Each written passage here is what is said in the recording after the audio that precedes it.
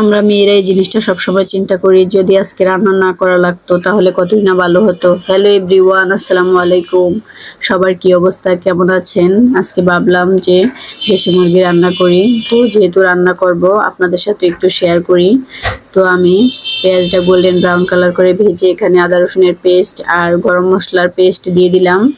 এখানে গরম মশলার মধ্যে আছে আমার দারচিনি, এলাচ, লবঙ্গ, গোলমরিচ, শুকনা মরিচ, এগুলো আমি একসাথে পেস্ট করে নিয়েছি। তো সব সময় এই জিনিসটা লক্ষ্য করবে, আমি যখন মাংস রান্না করি সব সময় মশলাটা বেটে ইউজ করি। বাটা মশলা দিলে এটার টেস্ট অনেক ভালো আসে এবং ঝোলটাও গাঢ় গাঢ় হয়, খেতে অসম্ভব মজার হয়। সেজন্য সেম প্রসেস ফলো করে তোমরা চাইলেও ইউজ করতে পারো। আর দিয়ে দিলাম সামান্য একটু পানি, দিয়ে আমি এখন গুঁড়া মশলা অ্যাড করব। স্বাদ মতো লবণ, হলুদের গুঁড়া দিয়ে দিব, গরম মশলার গুঁড়া। এই গরম মশলার গুঁড়া ভিডিওটা আমার চ্যানেলে দেওয়া আছে, চাইলে তোমরা সেখান থেকে দেখে নিতে পারো। তো দিয়ে এখন ঢাকনা দিয়ে ডেকে মশলাটাকে আমি ভালো করে কষিয়ে নিব। তো মশলাটা যত ভালো কষাবে এটার টেস্ট কিন্তু ততই ভালো আসবে। তো চেষ্টা করবে মশলাটা ভালো করে কষিয়ে নিতে। যে কোনো রান্নার টেস্ট মশলা কষানোর উপর ডিপেন্ড করে। আর এখন আমি দিয়ে দিব মুরগিটা।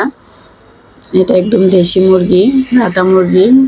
এই মাংসটা খেতে কিন্তু ভীষণ মজার হয় এভাবে রান্না করলে। তো এখন আমি ভালো করে এটাকে কষিয়ে নিব। এটা সিদ্ধ হতে বেশি সময় লাগবে না, খুব কম সময়ে রান্নাটা করা যাবে। তো এখন আমি একটু নেড়ে চেড়ে ভালো করে মিশিয়ে নিলাম। তো দিয়ে দিব ঢাকনা দিয়ে ডেকে জাস্ট 5 মিনিট রান্না করব। আর এই পর্যায়ে চুলার আঁচটা মিডিয়াম থেকে লোতে রাখতে হবে। আর দিয়ে দিলাম 2টা আলু। আলুটা না দিলেও ভালো হতো, কিন্তু বাচ্চারা আলু অনেক পছন্দ করে, সেজন্য দেয়া। তবে আলু না দিলেই বেস্ট, খেতে ভালো লাগে।